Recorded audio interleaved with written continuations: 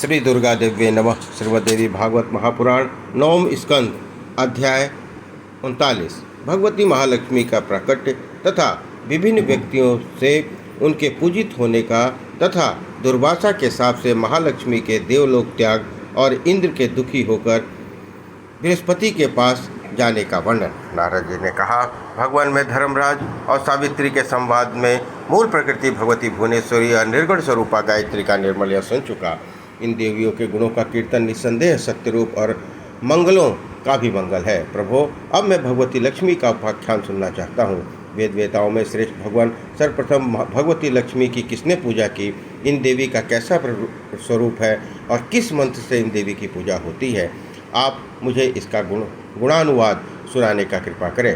भगवान नारायण कहते हैं, ब्रह्मण प्राचीन समय की बात है। सृष्टि के आदि में परब्रह्म परमात्मा भगवान श्री कृष्ण के वाम भाग से रासमंडल में भगवती राधा प्रकट हुई।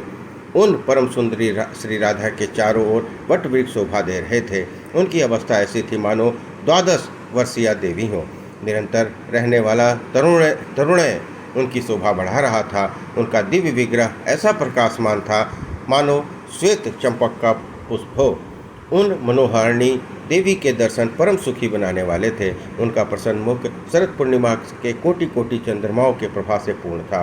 उनके विकसित नेत्रों के सामने शरद काल के मध्यकालीन कमलों की शोभा छिप जाती थी। परब्रह्म परमात्मा भगवान श्री कृष्ण के साथ विराजमान रहने वाली वे देवी उनकी इच्छा के अनुसार 2 रूप में हो गई। वर्ण, तेज, अवस्था, कांति, यश, वस्त्र, आभूषण, गुण, कृत्य, मुस्कान, अवलोकन, प्रेम और अनुनय, उनके ये सभी दिव्य गुण दोनों रूपों में समान ही थे।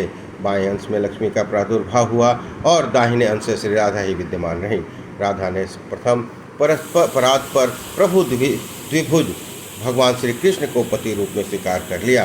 भगवान का विग्रह अत्यंत कामनीय था।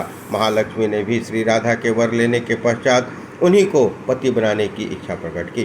तब भगवान श्री कृष्ण ने गौरव प्रदान करने के विचार से ही स्वयं 2 रूपों में प्रकट हो गए। अपने दक्षिण अंश से वे 2 भुजाचारी श्री कृष्ण बने रहे और बाएं अंश से चतुर्भुज विष्णु के रूप में परिणित हो गए।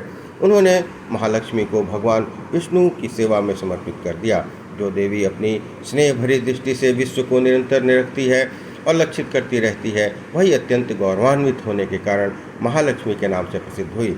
इस प्रकार द्विभुज भगवान श्री कृष्ण श्री राधा के प्राणपति बने और चतुर्भुज भगवान श्री विष्णु लक्ष्मी के शुद्ध सत्व स्वरूपा भगवती राधा गोपों और गोपियों में आवृत हो अत्यंत शोभा पाने लगी। फिर चतुर्भुज भगवान विष्णु भगवती लक्ष्मी सहित वैकुंठ को पधार गए। ये भगवान श्री विष्णु और भगवान श्री कृष्ण दोनों समस्त अंशों में एक समान ही हैं। भगवती महालक्ष्मी योग सिद्धि के कारण नाना प्रकार से विराजमान हुई। वे परिपूर्णतम परम शुद्ध सत्य स्वरूपा भगवती लक्ष्मी संपूर्ण सौभाग्यों से संपन्न होकर महालक्ष्मी के नाम से प्रसिद्ध हो वैकुंठ धाम में निवास करने लगी। प्रेम के कारण समस्त नारी समुदाय में वे प्रधान हुई।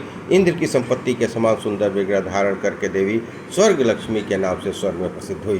पाताल में उनका नाम राज लक्ष्मी तथा राजाओं के यहाँ राज्य लक्ष्मी हुआ। गृहस्थों के यहाँ गृह लक्ष्मी के नाम से पूजित हुई। ये सभी रूप इन महालक्ष्मी के एक अंश के ही हैं। अपने पूर्णतया से ये नित्य वैकुंठ धाम में ही विराजती हैं। गृहस्थों के संपूर्ण मंगलों को भी मंगल प्रदान करने वाली देवी संपत्ति स्वरूपा होकर विराजने लगी। गाँवों में सुरभि रूप से, यज्ञों में दक्षिणा के रूप से पधारी, क्षीर सागर के यहाँ उसकी कन्या बनी। ये कमलनियों के लिए श्री रूपा और चंद्रमा के लिए शोभा रूपा हुई। इन्हीं की कृपा से सूर्यमंडल शोभा पाने लगा। भूषण, रत्न, फल, जल, राजा रानी, दिव्य नारी, गृह, संपूर्ण धान्य, वस्त्र, पवित्र स्थान, देवताओं की प्रतिमा, मंगल कलश, माणिक्य मोतियों की सुंदर मालाएं, बहुमूल्य हीरे, चंदन, वृक्षों की सुरम्य शाखा और नूतन मेघ, इन सभी वस्तुओं में भगवती लक्ष्मी का अंश विद्यमान है। मुने सर्वप्रथम भगवान श्री नारायण ने वैकुंठ में इन महालक्ष्मी की पूजा की। दूसरी बार ब्रह्मा जी ने भक्तिपूर्वक इसका अर्चन किया। तृतीय श्रेणी के उपासक भगवान श्री शिव हैं। भगवान विष्णु ने क्षीर सागर में इनकी पूजा की। तदंतर स्वयंभू मनु, मानवेंद्र, ऋषीश्वर, मुनीश्वर, सभ्य गृहस्थ इन लोगों ने जगत में इन महालक्ष्मी की उपासना की। गंधर्वों और नागों ने पाताल लोक में इनका पूजन किया। भाद्रपद मास की शुक्ल अष्टमी को शुभ अवसर पर ब्रह्मा द्वारा ये सुपूजित हुई। नारद भाद्रपद के शुक्ल पक्ष में पूरे पक्ष तक त्रिलोक में इनकी भक्तिपूर्वक पूजा होती रही। चैत्र पौष भाद्रपद मास के पवित्र मंगलवार को इनकी पूजा का महोत्सव होने लगा। श्री विष्णु से सुपूजित होने के कारण त्रिलोकी में सब लोगों ने बड़े भक्तिभाव के साथ इनकी उपासना की। वर्ष के अंत में पौष की संक्रांति के अवसर पर मध्यकाल में मुनियों ने मंगल कलश पर इनकी प्रतिमा का आह्वान करके इनकी पूजा की। तत्पश्चात वे महादेवी तीनों लोकों के लिए नित्य पूज्य हो गईं। इंद्र अब इसके उपासक बने। राजा मंगल ने मंगला के रूप में इनकी उपासना की। तदंतर राजा केदार, नील, बल, सुबल, ध्रुव, उत्तानपाद, शक्र, बलि, कश्यप, दक्ष, कर्दम, विवस्वान, प्रियव्रत, चंद्रमा, कुबेर, वायु, यम, अग्नि और वरुण ने भी इनकी उपासना की। इस प्रकार ये भगवती महालक्ष्मी सर्वत्र सर्व लोगों में सदा सुपूजित हुई। ये संपूर्ण ऐश्वर्यों की अधिष्ठात्री देवी हैं। इन्हें समस्त संपत्तियों का साक्षात विग्रह कहा गया है। नारद जी ने पूछा, भगवान श्री महालक्ष्मी भगवान नारायण की प्रिया होकर वैकुंठ में विराजती हैं। उन सनातनी देवी को वैकुंठ की अधिष्ठात्री देवी कहा गया है। पूर्व काल में भगवान नारायण की बात सत्य करने के लिए इन देवी ने पृथ्वी पर आकर सुभद्र की कन्या होने का प्रस्ताव स्वीकार किया था। सो ये समुद्र की कन्या कैसे बनी? मुझे स्पष्ट रूप से यह प्रसंग सुनाने की कृपा करें। भगवान नारायण ने कहा, नारद, पूर्व समय की बात है, दुर्वासा के शाप से भगवती श्री इंद्र के पास से चली गईं। ऐसी स्थिति में देव समुदाय मृत्यु लोक में भटकने लगा। लक्ष्मी ने स्वर्ग का त्याग करके कुपित हो दुख के साथ वैकुंठ के लिए प्रस्थान कर दिया। नारद वे वहाँ गईं और महालक्ष्मी ने अपने रूप का संवरण कर दिया। उस समय संपूर्ण देवताओं के शोक की सीमा न रही। वे परम दुखी होकर भगवान ब्रह्मा की सभा में गए। वहाँ आ जाकर ब्रह्मा को अपना अगुआ बनाया और सब वैकुंठ पधारे। वहाँ भगवान नारायण विराजमान थे। अतएव दैन्य भाव प्रकट करते हुए देवताओं ने उनकी शरण ग्रहण की। वस्तुतः देवता बहुत दुखी थे। उनके कंठ, ओठ और तालु सूख गए थे। तब पुराण पुरुष भगवान श्री हरि की आज्ञा मानकर वे सर्व संपत्ति स्वरूपा लक्ष्मी अपनी कला से समुद्र की कन्या हुई। देवताओं और दैत्यों ने मिलकर क्षीर सागर का मंथन किया था। उससे महालक्ष्मी का प्रादुर्भाव हुआ। भगवान विष्णु ने उनका साक्षात्कार किया। उस अवसर पर उन प्रसन्न वदना देवी ने देवताओं को वर दिया और क्षीर सागर में शयन करने वाले भगवान विष्णु को वरमाला अर्पण करके स्वयं उन्हीं के पास चली गईं। नारद उनकी कृपा से देवताओं को असुरों के हाथ में गया हुआ राज्य पुनः प्राप्त हो गया। तदंतर देवता उनकी भली भांति पूजा करके निरापद हो सर्वत्र आनंद करने लगे। नारद जी ने पूछा, ब्रह्मनिष्ठ और तत्वज्ञ मुनिवर दुर्वासा ने कब, क्यों और किस अपराध के कारण इंद्र को शाप दिया था? देवताओं ने किस रूप से समुद्र का मंथन किया? इस स्रोत का प्रसन्न होकर देवी ने इंद्र को साक्षात दर्शन दिए थे। प्रभु, इंद्र और दुर्वासा में किस प्रकार का संवाद हुआ था, ये सब बताने की कृपा करें। भगवान नारायण कहते हैं, नारद, प्राचीन काल की बात है। मुनिवर दुर्वासा जी वैकुंठ से कैलाश के शिखर पर जा रहे थे। इंद्र ने उन्हें देखा।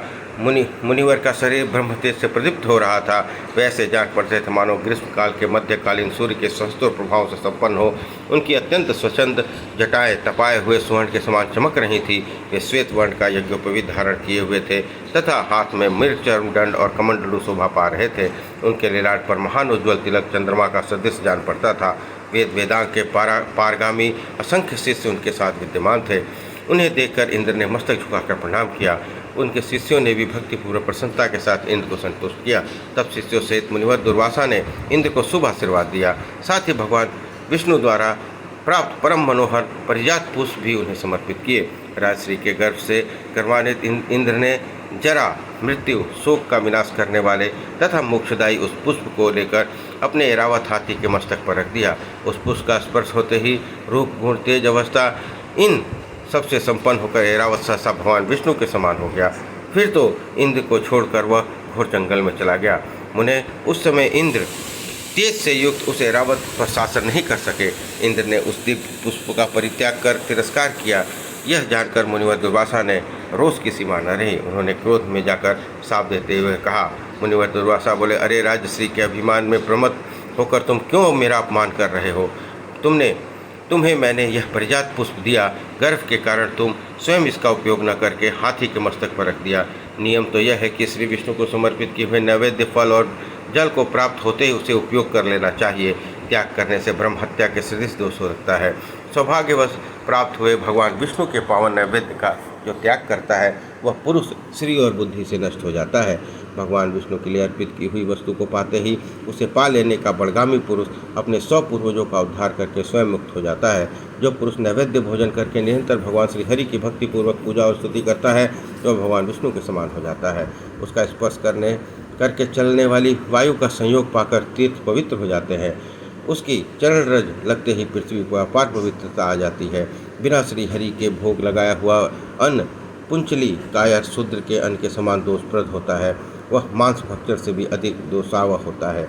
शिवलिंग के लिए अर्पण किया हुआ अन्न और शूद्रयाजी, देवल, कन्या विक्रयी और योनि जीवी का अन्न, उच्चिष्ट बासी सबके भोजन करके बचा हुआ अन्न, शूद्रापति एवं वृषवाही, अदीक्षित, सवदाही, अगम्यागामी, मित्रद्रोही, विश्वघाती, कृतज्ञ, मिथ्याभाषी ब्राह्मणों का अन्न अत्यंत दूषित समझा जाता है, परंतु ये सब भगवान विष्णु को अर्पण करके भोजन करके शुद्ध हो जाते हैं। यदि चंडाल भी भगवान विष्णु की उपासना करता है तो वह करोड़ों मनुष्यों का उद्धार करने की शक्ति आ जाती है। श्री हरि की भक्ति से विमुख मनुष्य स्वयं अपनी ही रक्षा नहीं कर सकता। यदि अज्ञान से भी भगवान विष्णु को समर्पित नैवेद्य ग्रहण कर लिया जाए तो पुरुष अपने जन्मों के उपार्जित पापों से मुक्त हो जाता है। जानबूझकर भक्तिपूर्वक जो श्री हरि का प्रसाद ग्रहण करता है उसके तो कई जन्मों के पाप निश्चित ही भस्म हो जाते हैं। इंद्र, तुमने जो अभिमान में आकर भगवान के प्रसाद रूप परिजात के पुष्प को हाथी के मस्तक पर रख दिया, यह अपराध के फलस्वरूप लक्ष्मी तुम्हें छोड़कर भगवान श्री हरि के समीप चली जाए। ये भगवान नारायण का भक्त, मैं नारायण का भक्त हूँ। मुझे देवताओं और ब्रह्मा से भी किंचित भी भय नहीं है। काल, मृत्यु, जरा से भी मैं नहीं डरता। फिर दूसरों की तो क्या गिनती की जाए। क्या पिता प्रजापति कश्यप भी मेरा क्या करेंगे? देवराज तुम्हारे गुरु बृहस्पति भी मुझ निशंक पुरुष का कुछ भी बिगाड़ नहीं सकते। देखो यह पुष्प जिसमें मस्तक पर उसी की पूजा श्रेष्ठ मानी जाती है। मुनिवर दुर्वासा के वचन सुनकर देवराज इंद्र ने उनके चरण पकड़ लिए। भय के कारण उनके मन में घबराहट छा गई। शोकातुर होकर उच्च स्वर में रोते हुए उन्होंने मुनि से कहा। इंद्र ने कहा, प्रभो, आपने मुझे माया नाशक यह साप देकर बहुत ही उचित किया है। अब मैं पाई गई हुई संपत्ति का याचना नहीं करता। आप मुझे कुछ ज्ञानोपदेश करने की कृपा कीजिए। ऐश्वर्य तो विपत्तियों का बीज है, उससे ज्ञान ढक जाता है। इसी से इसको मुक्ति मार्ग का कुठार कहा जाता है। इसके कारण भक्ति में पद पद पर बाधा उपस्थित करती हुई मुनि बोले, देवराज, संपत्ति, जन्म, मृत्यु, जरा, शोक और राग का बीज का उत्तम अंकुर है। इसे प्रभाव से अंधा हुआ मानव मुक्ति के मार्ग को नहीं देख सकता। इंद्र, जो मूढ़ मानव संपत्ति में प्रमत्त हो गया है, उसी को मदिरा से मुक्त समझना चाहिए। उसे ही बांधो वजन बंधु कहकर घेर रखते हैं। वैभव मक्त, विषयांधु, विह्वल, महाकामी और राशिक व्यक्ति में सत्व मार्ग का अवलोकन करने की योग्यता नहीं रह जाती। विषयांध भी दो प्रकार के होते हैं, राजस और तामस।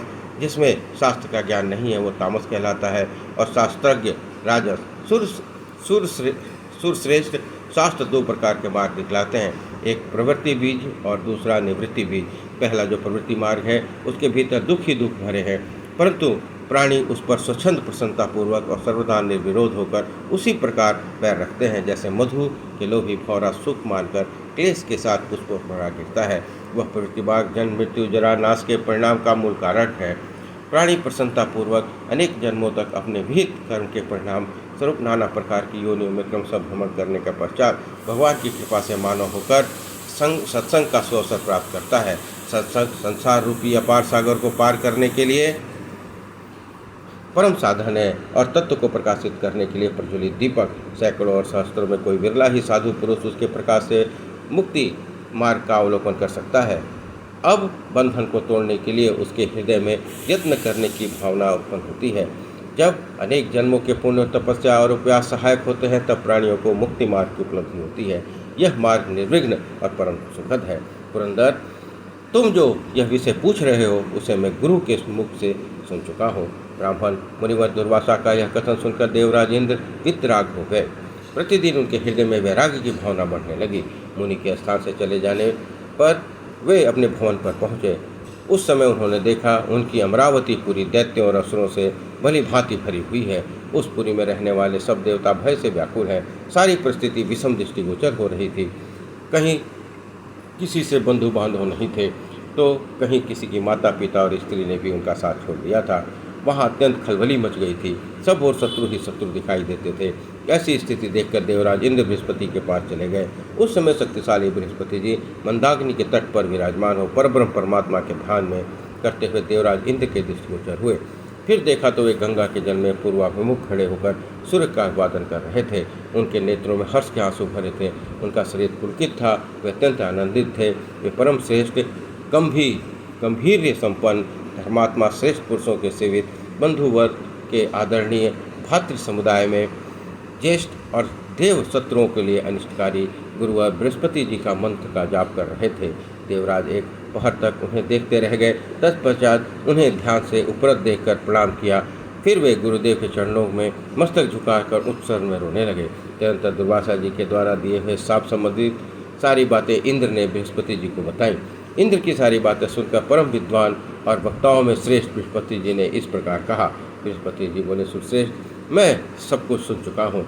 तुम विषाद मत करो, मेरी बात सुनो। नीतिज्ञ पुरुष विपत्ति के अवसर पर कभी भी घबराता नहीं है, क्योंकि वह विपत्ति और संपत्ति श्रम साध्य है। यह नश्वर कहा जाता है। यह संपत्ति और विपत्ति अपने ही पूर्व जन्म में किए हुए कर्म का फल है। उसी के अधीन होकर स्वयं कर्ता फल भोगता है। प्रायः संपूर्ण प्राणियों के लिए प्रत्येक जन्म में यही शाश्वत नियम है। चक्र की भांति वह सदा घूमता रहता है। फिर इस विषय में चिंता किस बात की? शुभ हो या अशुभ, जिस किसी प्रकार से अपने कर्म फल को भोगने के लिए ही पुरुष शरीर प्राप्त करता है। करोड़ों कल्प क्यों न बीत जाए, किंतु बिना भोग किए कर्म का अंत नहीं होता। अतएव शुभाशुभ कर्म का फल भोगना अनिवार्य है। इस प्रकार की बातें परमात्मा भगवान श्री कृष्ण ने ब्रह्मा जी को संबोधित करके सामवेद की शाखा में स्पष्ट की है। किए हुए संपूर्ण कर्मों का भोग शेष रह जाने पर कर्मानुसार प्राणियों का भारतवर्ष में अथवा कहीं अनंतर जन्म होता है। करोड़ों जन्मों के किए हुए कर्म प्राणी के पीछे लगे रहते हैं। पुरंदर छाया की भांति वे बिना भोगे अलग नहीं होते। काल, देश और पात्र के भेद से कर्मों में न्यूनता